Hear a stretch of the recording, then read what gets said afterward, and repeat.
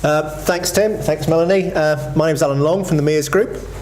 Probably one of the highlights of my day so far was to hear Hazel Blears say that one of the main driver for young people looking for an organisation to work for today is the impact they're going to make on improving society and the communities in which they live. That for me personally was a big driver 10 years ago when I joined Mears. Now I wasn't quite in my 20s 10 years ago, but I was in my early 40s, shall we say, and I really wanted to find an organisation that would make a difference. My interview was the easiest interview I've ever had. I went along to the interview with our chairman, expecting to be asked a barrage of questions, as usually are. I think I had about 3 questions. The majority of the time he was just talking to me about wanting to create a company, a large private company that genuinely was interested in responsible business and making a difference to local communities. The job I was given 10 years ago was to look at communications and to look at CSR, a new role within the organisation, despite the fact they'd actually been doing it a lot without actually anybody running the area. 10 years on, I sit on the main board of Mears. And there's probably not too many large organisations, PLC organisations, where somebody from a comms or CSR background actually sits on the main board of the group. You can probably count it down to one hand, if not one person.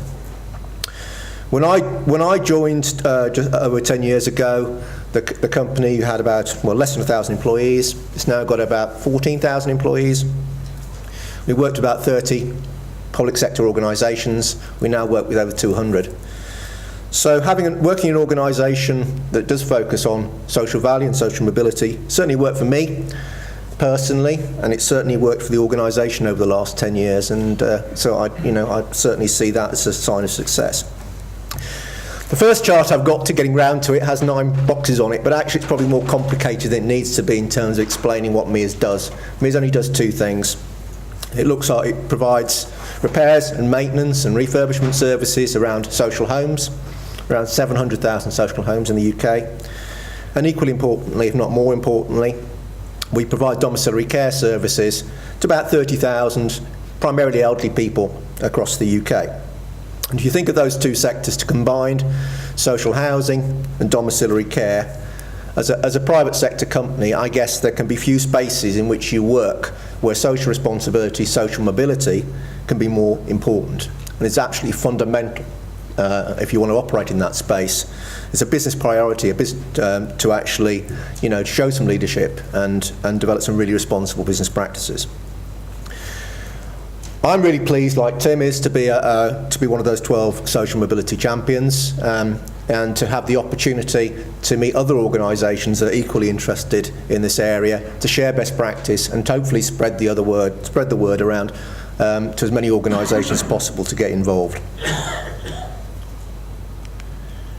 I've only got 2-3 charts really, and Tim's covered some of this already. I think there's only 2-3 points I would make really. One is, when you consider social mobility, it's important to have some kind of strategic framework to do that in. And the compact, which you'll see in your pack, by the way, which I will urge you again to sign up for that if you're not already, has a useful strategic framework to help you, direct some of the things doubtless many of you are doing and getting involved with already. And that comes down into 3 areas. One around outreach, one around work placements, and one around recruitment. First one I'll put particular priority on, reaching out to young people, educational institutions with above average levels of disadvantage. If you look across our workforce now of 14,000 people, within that group of people, I'm going to say this badly, but we're about 4 times as likely to have come from a disadvantaged background within our 14,000 staff than across all organisations in the UK as a whole. So we have over the time which we've operated, really been quite successful in reaching out to people from disadvantaged background, often with no qualifications, and giving them the confidence, the mentors, and the experience and the training and the knowledge to actually progress their career. Always been a big part of me is to actually encourage volunteering, getting involved in local communities and actually spreading their own experience and their work, to act as mentors, as governors to young people. I think we certainly had one of the highest levels of volunteering and involvement in community or community groups of any organisation of our type in the UK.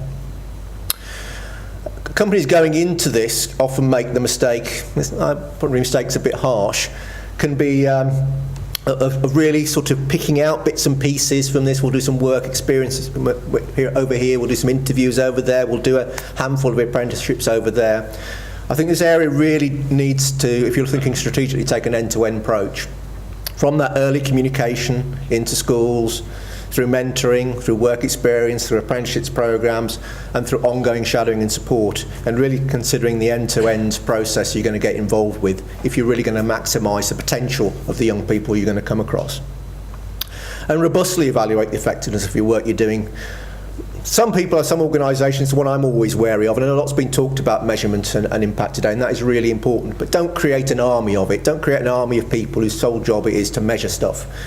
Get them, you need to have some level of impact management. Of course that's important, but it's actually focusing on the process and learning how you're going to do things better that's the most important thing of all. Work placements ensure, as we very much do, ensure all those workplace applicants go through a standard and robust process. We've been poor on this in the past within Mears. We've found lots of well-intentioned parts of our branches doing things in this area, some doing it better than others, and we've really tried to bring in standard and best practice across that to ensure that every work placement is as effective as it possibly can be for young people going through it. And recruitment, obvious thing, I'm sure you all do this already, but do make sure you advertise all the roles, making them as available as possible to hard-to-reach groups, not just the easy-to-reach groups, of which we are often guilty of as employers. Some specific things about us, and I won't bore you with this too long, but we have started to measure social value without employing loads of people to do it. Our early cut shows we generated about £30 million of social value last year. We have been now, for a while, a top 100 employer of apprenticeships in the UK. We offer over 500 work placements per annum. One of the most successful things we've done is the local employment advisory forums, which we call LEAF. And we found, because we work in so many disadvantaged communities, because we have access to so many social homes, often working with a number of registered social landlords in an area, one thing we've done is to try and actually connect employers, working with Job Centre and others. So, for example, I went to one of our LEAF events in Rotherham last year. We managed to get 90 employers to come together in a single forum in Rotherham, and linked in with schools, and also in the afternoon with NEETs, a word that was used earlier today. And we gave all those children and indeed long-term employed the opportunity to come and meet and discuss and talk directly with 90 employers in one place. And that's, for us, you talk about what social mobility champion is versus just somebody who does social mobility. It's trying to work then with your local community and other employers to help overall access, bring more people together to support this particular topic. Mentoring of individuals, again, we've got some fantastic mentors, and I think mentors often go unsung in organisations. Across our care business, you can imagine a young care worker coming into care for the first time. So important that they've got a really strong mentor. Equally, a young apprentice, first job, first training, and we undervalue these people. Find the good mentors in your organisation, encourage them, reward them, because their contribution to this topic is invaluable if they've been through the experience your new young employees themselves are starting to go through.